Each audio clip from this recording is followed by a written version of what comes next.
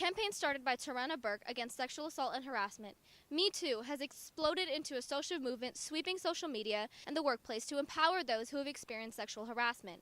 It sprouted into the Time's Up movement, endorsed by celebrities who promoted an agenda of solidarity with victims and supporting women in the workplace. Given the national attention to this issue, governments are faced to confront the issue on a national and state level, even affecting those within our own state government.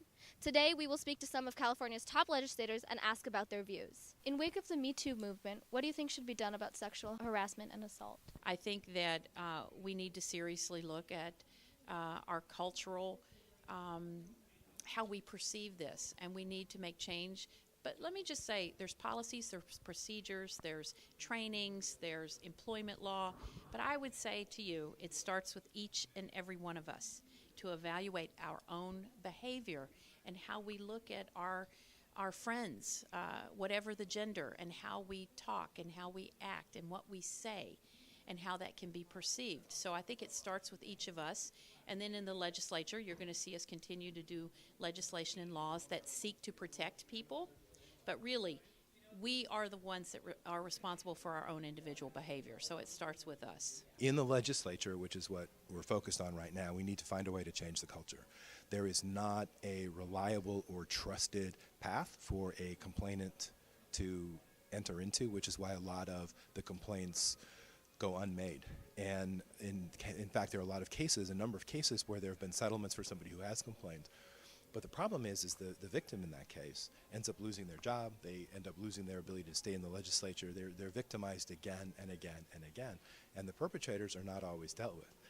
And unless we can make it very public who the perpetrators are, their voters aren't going to know who they are. And I think we owe it to the voters to make it clear that that activity is going on and that they shouldn't accept it. And then we need to build a more trustworthy system in the legislature for victims to complain and make sure that their concerns get addressed honestly, adequately, and promptly. Well, and that's another difficult question because you're talking about individual human beings. Quite frankly, there's no place for that behavior at all, especially over in the Capitol amongst elected officials. California deserves better. Well, there's a lot to say that I can't say in the minute or two to answer this question, but I think basically, I think we have to change our mindset and change the training.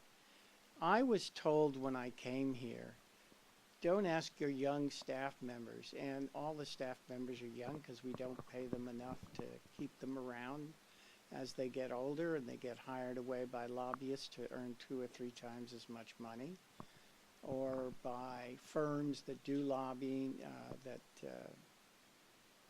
say WISPA, groups like that have their own lobbying corps. Anyway, yeah, it's a big problem that we have all these younger folks and then we have these older people in positions of authority. And as I said, the first thing they said is, don't take your young staff member out to dinner. And even if you're not talking about things that are sexual, even talking about things that are personal can be taken the wrong way. The other thing is keep yourself to 1 drink. People do things when they've had too much to drink they would never do otherwise. Those are 2 things that I think are very important.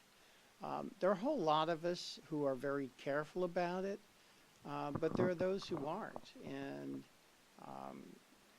we'll see what the Senate does in the next day about Mendoza.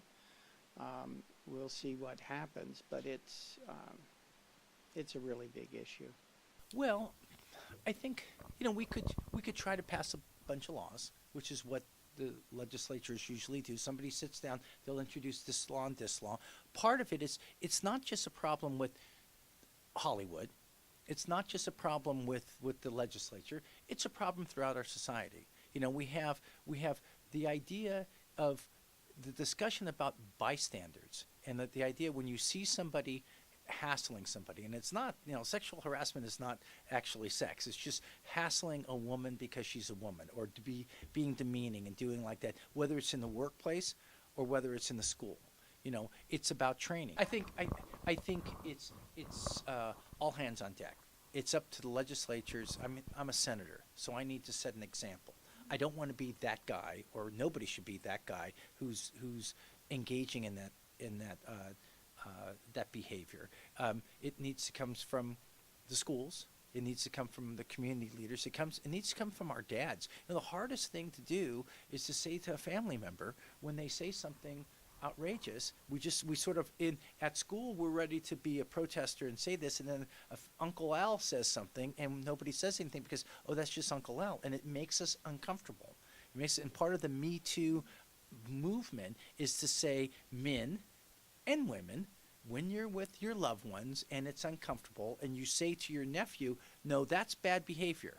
You're a 13-year-old. That's bad behavior. We're stopping it right now, whoever it is. So it's all hands on deck. Clearly the problem is being recognized in our state government. Hearing their messages today has been promising, yet we must hold them accountable to their actions. This has been Ria Panjwani at the State Capitol in Sacramento.